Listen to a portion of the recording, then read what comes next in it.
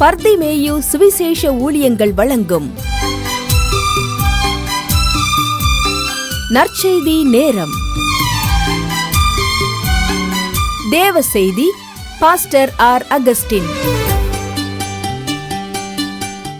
இந்த நாளில் உங்களோடு பேசி வருகிறேன் பலவீனம் என்பதை குறித்து.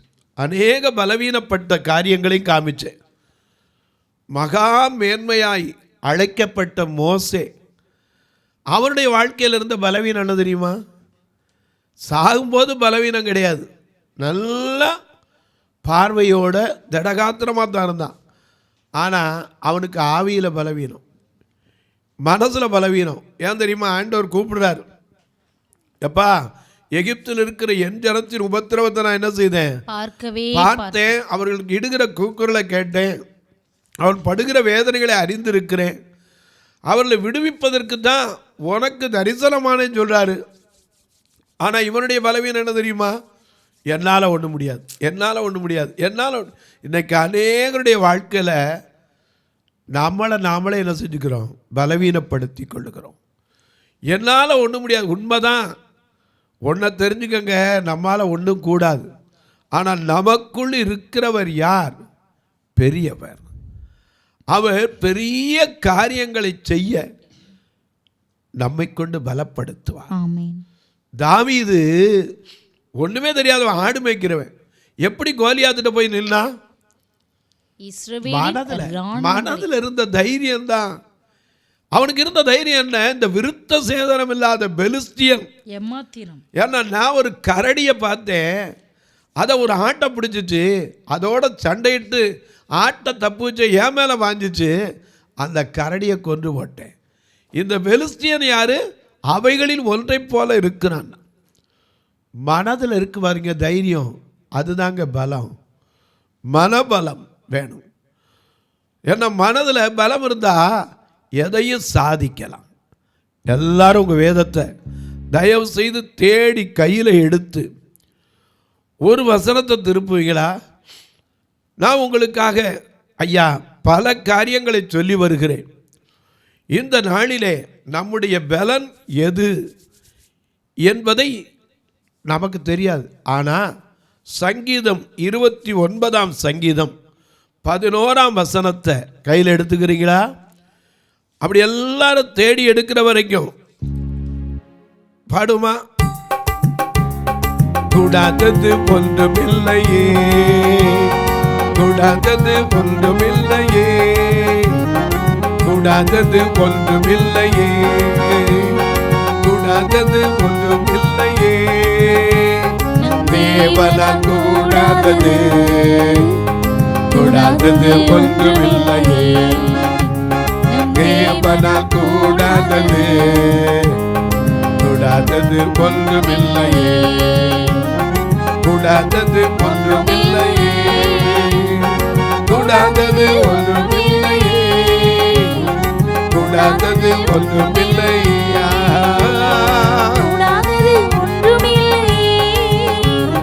தேவனால் கூடாதது, கூடாதது ஒன்றுமில்லையே, தேவனால் கூடாதது, கூடாதது ஒன்றுமில்லையே.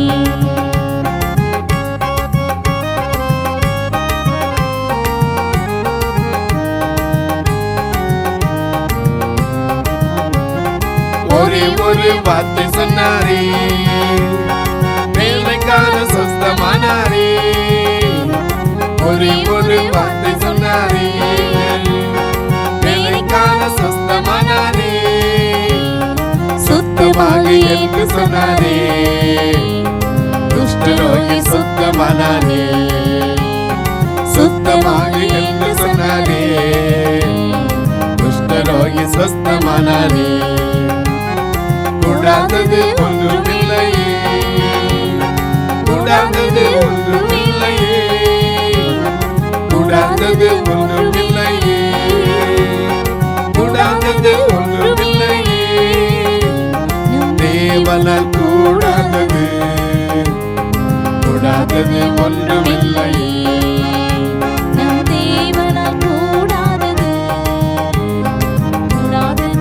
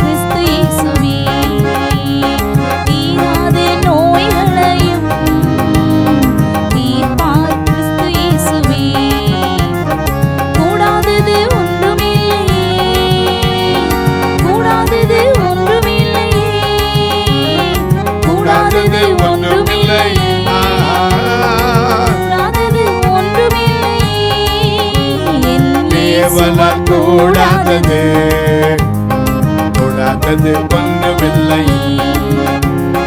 தேவனால் கூடாதது கூடாதது ஒன்றுமில்லை. நீ விசுவாசித்தாலே தேவ மகிமை காண்பாயே. நீ விசுவாசித்தாலே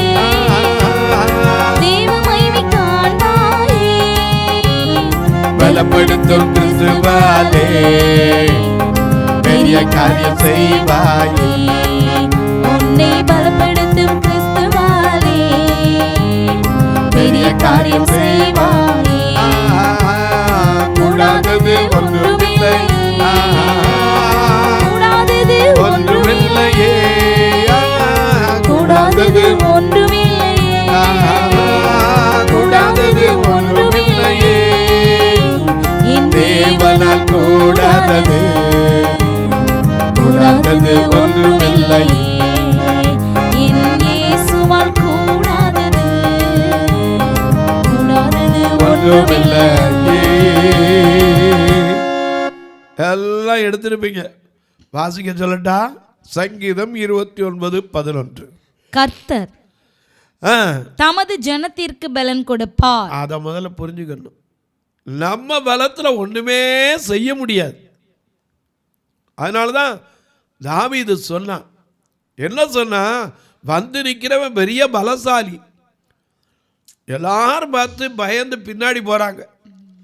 ஆனா இவன் சொல்றான், நீ பட்டயத்தோடு.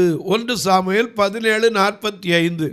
அதற்கு தாவீது பெலிஸ்தனை நோக்கி, அந்த பெலிஸ்தியனாகிய கோலியாத்தை நோக்கி, நீ பட்டயத்தோடும் ஈட்டியோடும் கேடகத்தோடும் என்னிடத்தில் வருகிறாய். நானோ நீ நிந்தித்த இஸ்ரவேலுடைய இராணுவங்களின் தேவனாகிய சேனைகளுடைய கர்த்தரின் நாமத்தினாலே உன்னிடத்தில் வருகிறேன். அவ்வளவுதான். அவன் பலத்துல அவன் வரல. நம்முடைய பலத்துல ஒன்றும் கிடையாது. நம்மகிட்ட கொஞ்சம் என்ன செய்யாது, லேசா ஒரு தலைவலியும் தான் நம்முடைய பலம் எப்படின்னு. ஆனா யோவான் நம்பினார். எப்படின்னு எனக்கு தெரியல. 1 யோவான் 2ஆம் அதிகாரத்துல 13 எழுதுறாரு, பிதாக்களே ஆதி முதல் இருக்கிறவரை நீங்கள் அறிந்திருக்கிறதினால் உங்களுக்கும் எழுதுகிறேன். வாலிபரே பொல்லாங்கனை நீங்கள் ஜெயித்ததினால் உங்களுக்கு எழுதுகிறேன். பிள்ளைகளே நீங்கள் பிதாவை அறிந்திருக்கிறதினால் உங்களுக்கும் எழுதுகிறேன். பிதாக்களே ஆதி முதல் இருக்கிறவரை நீங்கள் அறிந்திருக்கிறதினால் உங்களுக்கு எழுதுகிறேன். வாலிபரே நீங்கள் பலவான்கள். எத்தனை வாலிபர்கள் பலவான்கள்? சுண்டலி வந்தால் கட்டில் மேல் ஏறி நிற்கிற பலவான்கள். ஒரு பாச்சா கரப்பாம்பூச்சி வந்தால் 10 தரம் ஓடுற பலவான்கள். ஆனால் நம்மளை நம்புறாரு, நீங்கள் பலவான்கள் என்று. சத்துருவை ஜெயித்தவர்கள் என்று யோவான் நம்புறார். ஆண்டவர் அந்த பலனை தருகிறார். அவ்வளவு பேருக்கும் பயம். இஸ்ரவேல் அனைவரும் ஓடி போய் ஒளிஞ்சுக்கிறான். சகுலும் போய் உட்காந்துட்டு அனௌன்ஸ் பண்ணுறான், எப்படியாவது இந்த பெலிஸ்தீனை அடிச்சிருங்கப்பா, என் பொண்ணை கூட கொடுக்குறேன். ஆனால் தாவீது சொன்னா, அவனை பார்த்து எல்லாரும் பலவீனப்படுத்தினாங்க, வார்த்தையினால் பலவீனப்படுத்தினாங்க. கூட பிறந்தவன் சொல்லா, நீ போய் என்ன செய்ய போற? இருக்கிற ஆடை விட்டுட்டு வந்து இங்கே உன் துணிகரத்தை பாரு, போய் அங்கே போய் வாட்ட பாரு, உன் துணிகரம் எனக்கு தெரியாதான். ஆனால் இவன் சொன்னா, நீ பட்டயம் வச்சிருக்கலாம், ஈட்டி வச்சிருக்கலாம், கேடகம் வச்சிருக்கலாம், ஆனா என்னில் இருக்கிறவர் சேனைகளின் கர்த்தர். ஆமென். அதனாலதான் சொல்றாரு, சேனைகளின் கர்த்தர் நம்மோடு இருக்கிறார். யாக்கோபின் தேவன் நமக்கு உயர்ந்த அடைக்கலமானவர். அதனாலதான் சொல்றாரு, சங்கீதக்காரன் 46ஆம் சங்கீதத்துல பாடுறான், தேவன் நமக்கு அடைக்கலமும் பலனும் ஆபத்து காலத்தில் அனுகூலமான துணையுமானவர். ஆகையால் பூமி நிலை மாறினாலும், மலைகள் நடு சமுத்திரத்தில் சாய்ந்து போனாலும், அதன் ஜலங்கள் கொந்தளித்து பொங்கி அதன் பெருக்கினால் பர்வதங்கள் அதிர்ந்தாலும் நாம் பயப்படும். ஏன்னா நமக்கு ஒரு நதி உண்டு, அந்த ஜீவ நதி.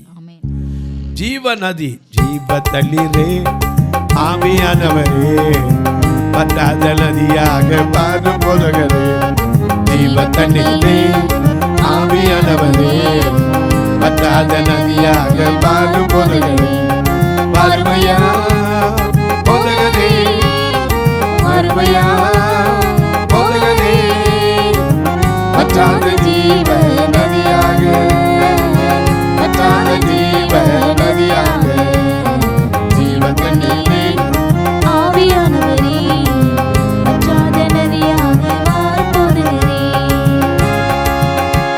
ஐயா, நீங்கள் அமர்ந்திருந்து நானே தேவன் என்று அறிந்து கொள்வீர்கள். பலன் தர்றது யாரு? அவர் இல்ல. எனக்கு அன்பாருடைய அதை நம்ம அநேக நேரங்கள் அறியல. சங்கீதம் 68:35 வாசிக்க கேட்போம். 68:35 சங்கீதம். தேவனே உமது பரிசுத்த ஸ்தலங்களிலிருந்து பயங்கரமாய் விளங்குகிறீர். சரி.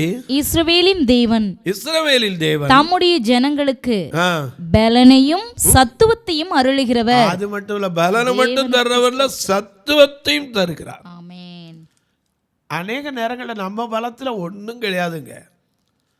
அவர்கிட்ட தான் நம்ம பலனை பெற்றுக்கொள்ளணும். என்னால் ஒன்றும் கூடாது, அவர் தெரியும். அதனால தான் சொன்னாரு, என்னையன்றி உங்களால் ஒன்றும் செய்ய முடியாது. அதான் சொன்னாரு, நீங்கள் என்னிலும் வார்த்தை உங்களிலும் நிலைத்திருந்தால் அதுதான் பிரயோஜனம். அவர் வார்த்தை நினைச்சிருக்கணும், அவர் நமக்குள்ள இருக்கணும். ஆமா, நம்ம கனி கொடுக்கிறது மட்டுமில்ல, எந்த காரியத்தை என்ன செய்யலாம், சாதிக்க முடியும். ஏன்னா அவர் பலவான்களை முந்தி கட்டுப்படி நமக்கு பலன் தருவார்.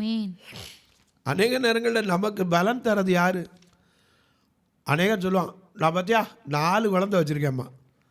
4 குழந்தை இவர் பலத்திலையா? கிடையாது. கிருபை நமக்கு தெரியறது இல்லை.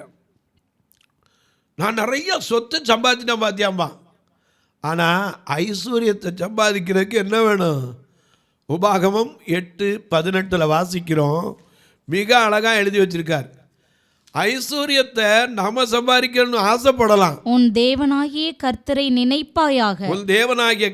நினைப்பாயாக. அவரே உன் பிதாக்களுக்கு ஆணையிட்டு கொடுத்த தம்முடைய உடன்படிக்கையை உறுதிப்படுத்தும்படி இந்நாளில் உனக்கு உண்டாயிருக்கிறது போல ஐஸ்வர்யத்தை சம்பாதிக்கிறதற்கான பலனை உனக்கு கொடுக்கிறவர். நாம சம்பாதிச்ச இல்ல, அந்த பலன் தந்தது யாரு? அவர்ல. இல்லாட்டா எந்திரிக்க முடியுமா, நடக்க முடியுமா? ஒரு நிமிஷம் ஒரு சின்ன கால் சுண்டு வரல, ரொம்ப வேண்டாம், காலில் ஒரு சுண்டு வரல மட்டும் கொஞ்சம் வீக்கமாக இருக்குன்னா நம்ம என்ன சொல்லுவோம்? காலே எடுத்து வைக்க முடியல. பலன் அவர் கையில் இருக்குங்க. அதனால தான் சொல்றார், கர்த்தர் பலன் தருகிறார். எதுல பலன் தரார்? சம்பாதிக்கிறதுக்கு பலன் தரார், சத்துவத்தை கொடுக்கிறார். நாம சொல்லிரோம், தேவன் தருகிற ஆசீர்வாதம் தான் ஐஸ்வர்யம். நீதிமொழிகள் 10:22 வாசிக்கிறோம், தேவன் தருகிற ஆசீர்வாதமே அது வேதனையை கூட்டாது. நம்ம சம்பாதிச்சா அது வேதனையை கூட்டுது. தெரியாம அங்கங்கே எடுத்துட்டு வந்து வச்சா கடைசியில் உதைக்குது. எதுக்கு? எப்போ என்ன வரும்? எனக்கு அன்பானவர்களே, பலன் அவர் கையில் இருந்து வரணும். மோசைக்கும் காலேபுக்கும் யார் பலன் தந்தா? ஆண்டவர் தந்தாரு. ஏன்னா வேதத்தில் பாருங்க, முன்ன இருந்தவங்களும் எப்படி பலனாக இருந்தாங்க. மறக்காம ஆதியாகமம் 5ஆம் அதிகாரத்தை படிச்சு பாருங்க. ஏனோக்கு எத்தனை வருஷம் வாழ்ந்தான், மெத்துசலாவை பெற்ற எத்தனை வருஷம் வாழ்ந்தான், ஒவ்வொருத்தரையும் குறித்து பார்த்தீங்கன்னா அவங்களுக்கு இருந்த நாள் எவ்வளவு. ஆதாமே 130 வயசுல. எனக்கு அவனுடைய மொத்த வயது எவ்வளவு? ஏன்னா அங்கே அழகாக நமக்கு எழுதி வச்சிருக்கார். மோசே 120 வயது.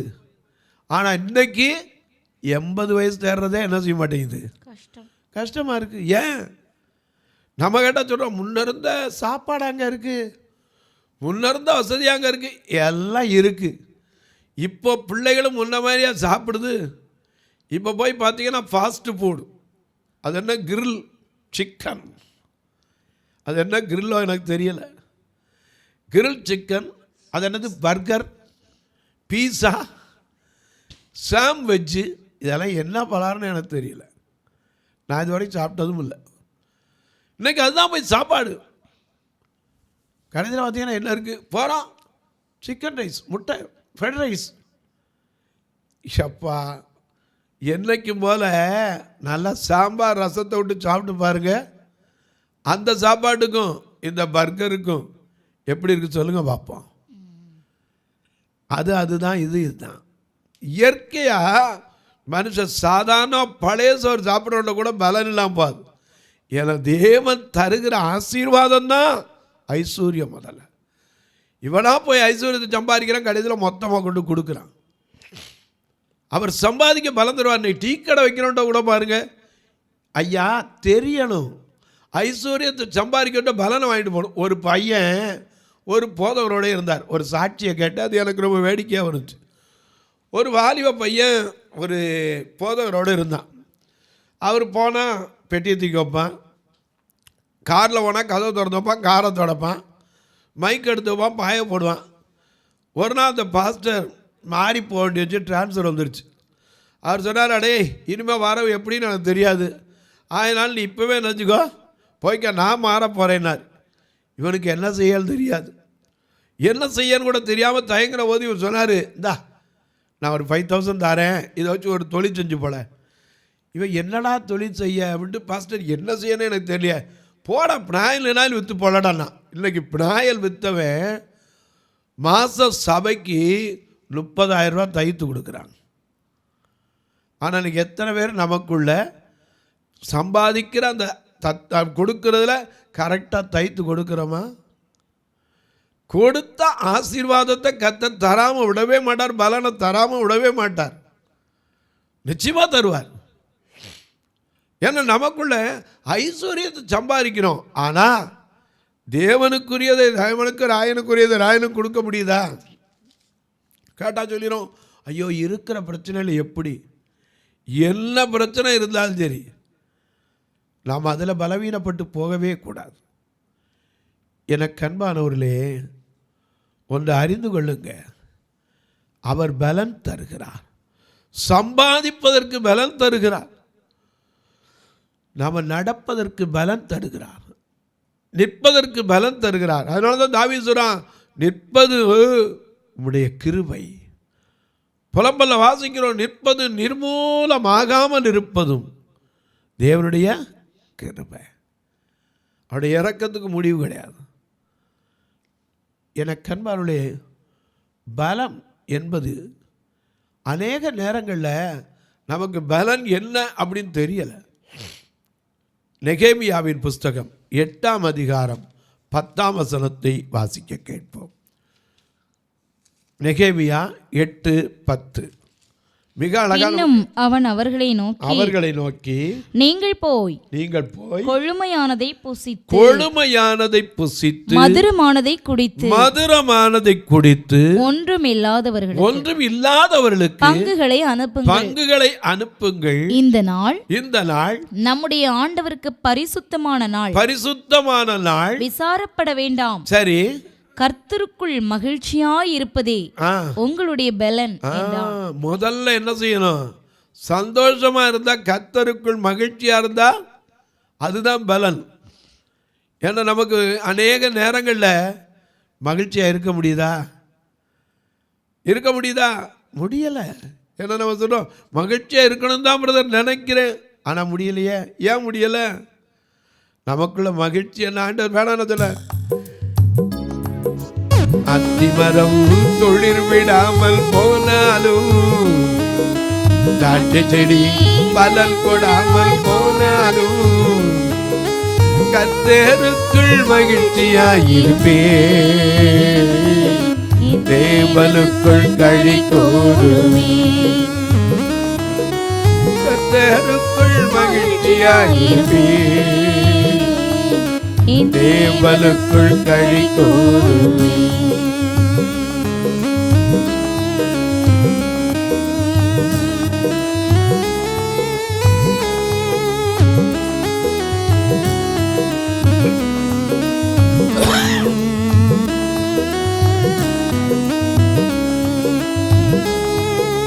வயல்களிலே தானியமின்றி போனாலும்,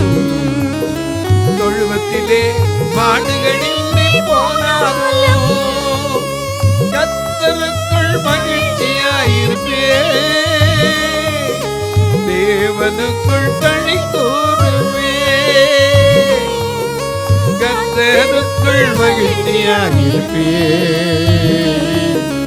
தேவனுக்குள் களி கூறுவேன்.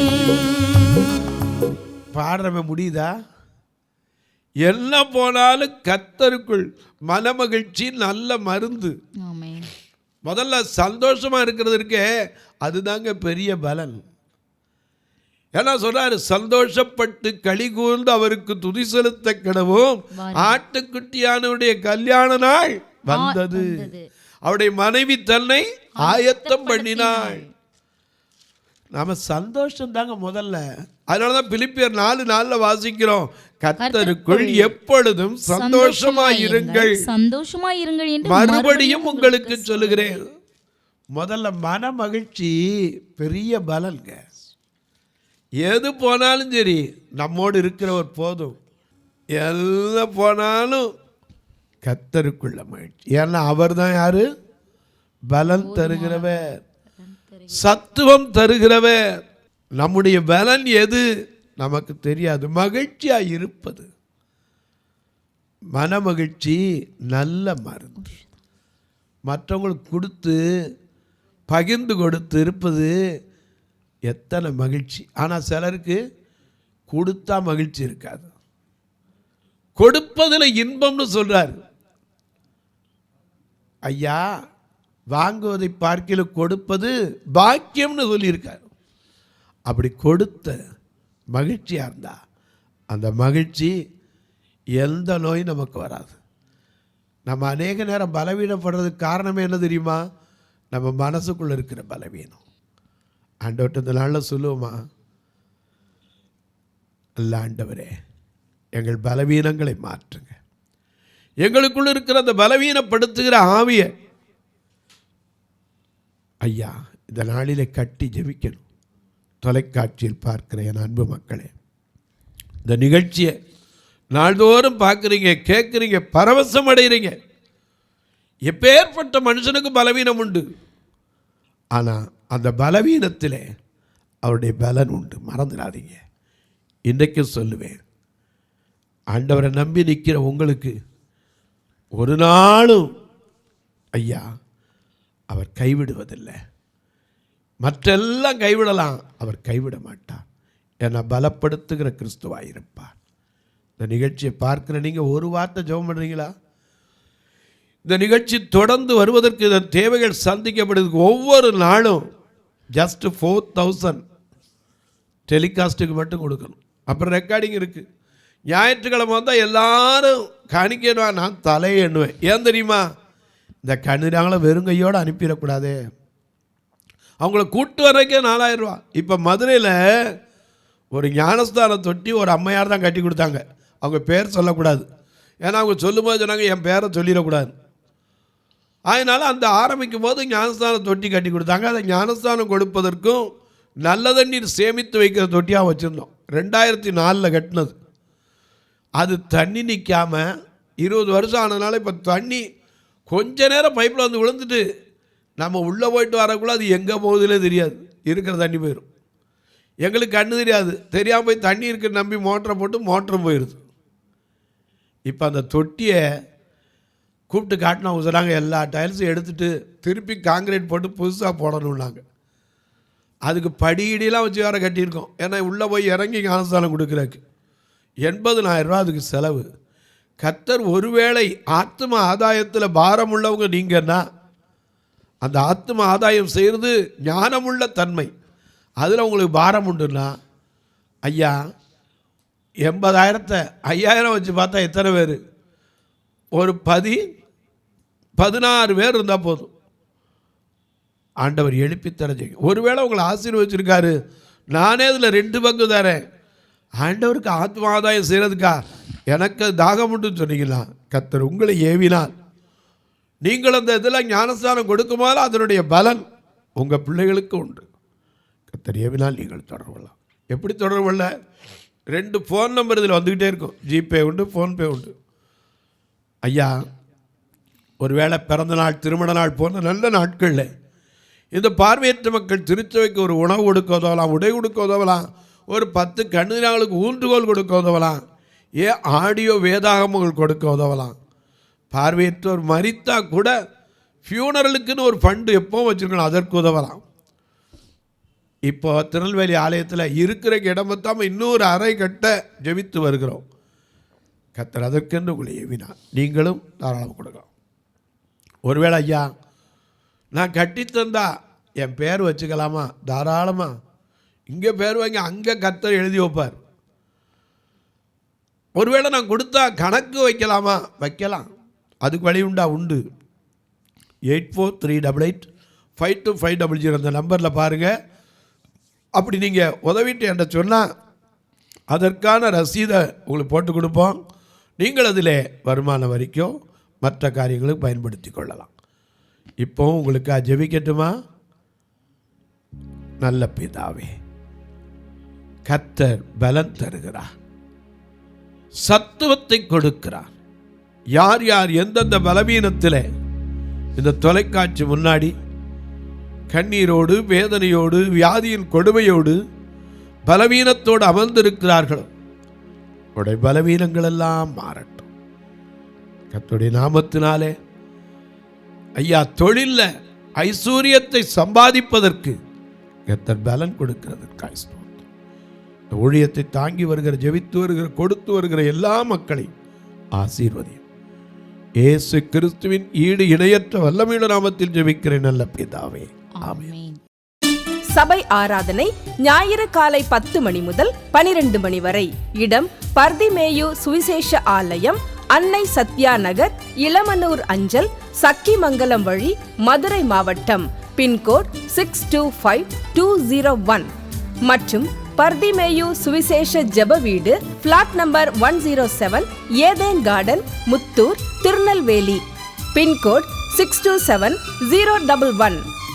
சிறப்பு உபவாச கூட்டம் ஒவ்வொரு மாதமும் 2வது சனிக்கிழமை காலை 10 மணி முதல் 1 மணி வரை நாகர்கோவில் YMCA ஹாலில் வைத்து நடைபெறுகிறது.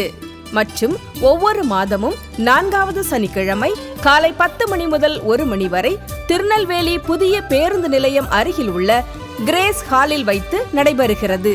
எங்கள் எல்லா ஆராதனைகளிலும் கலந்து கொண்டு தேவனை மகிமைப்படுத்த அன்பாய் அழைக்கிறோம்.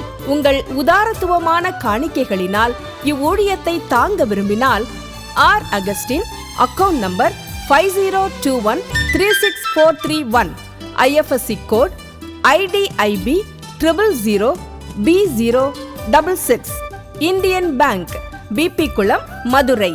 ஜிபே நம்பர் 9842181917, BGM மினிஸ்ட்ரீஸ் மற்றும் 9442559772, பிளைண்ட் மினிஸ்ட்ரீஸ் அகஸ்டின்.